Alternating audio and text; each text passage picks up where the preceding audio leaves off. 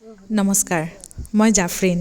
আৰু আজি ভিডিঅ'টোত মই নিজৰ পৰিচয়টো দাঙি ধৰাৰ এটা গুৰুত্ব আছে ভিডিঅ'টো শেষলৈকে চাই থাকিব এটা হেঁপাহৰ দিনৰ বিষয়ে আজি আগবঢ়াইছোঁ আৰু যিডোখৰ ঠাই দেখুৱাইছোঁ সেইডোখৰ ঠাই হৈছে মোৰ জন্মস্থান তাৰ মানে মই জন্ম হৈছিলোঁ ধৌলি টি ষ্টেটত অকল মোৰ জন্ম বুলিয়ে নহয় এইডোখৰ ঠাই হৈছে মাহঁতৰ শৈশৱৰ ঠাই মোৰ ককা তাৰমানে মোৰ নানা হজি নৱাব আলী মহম্মদ গনি ইয়াতে কৰ্মৰত আছিল আৰু তেওঁ যেতিয়া এই চাহ বাগানত কাম কৰিছিলে তেতিয়া ব্ৰিটিছাৰ্ছসকল আছিলে আৰু তেওঁলোকৰ লগতে তেওঁ খুব ভালদৰে আচলতে কামখিনি পৰিচালনা কৰিছিলে আৰু এইডোখৰ ঠাইত মানে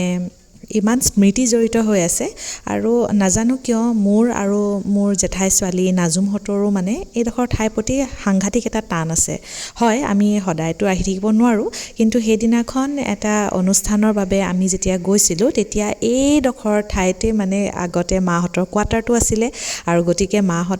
মায়ে মানে এইখিনিতে ৰখি পালে ইমানেই দুখ কৰিছে আচলতে চকু পানী তেওঁ ওলাইছে আৰু সেই চকু পানীখিনি যে মই মচিব পাৰিছোঁ আৰু তেওঁক ঠাইডোখৰ দেখুৱাব পাৰিছোঁ সেইবাবে মই নিজকে বৰ সৌভাগ্যৱান মানিছোঁ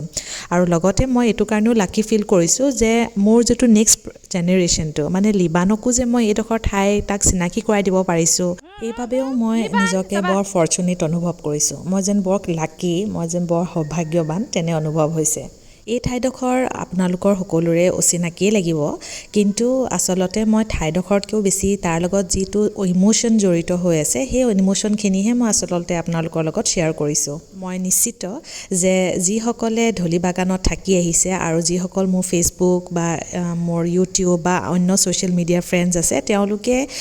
ভিডিঅ'টো চাই খুব ভাল পাব আৰু মই এই বাৰ্তাই প্ৰেৰণ কৰিব বিচাৰিছোঁ যে আমি আমাৰ গুৰিটো কেতিয়াও পাহৰি যাব নালাগে the more we are rooted the more successful and happy we become আশা কৰোঁ ভিডিঅ'টো চাই ভাল পালে আজিলৈ আহিছোঁ ধন্যবাদ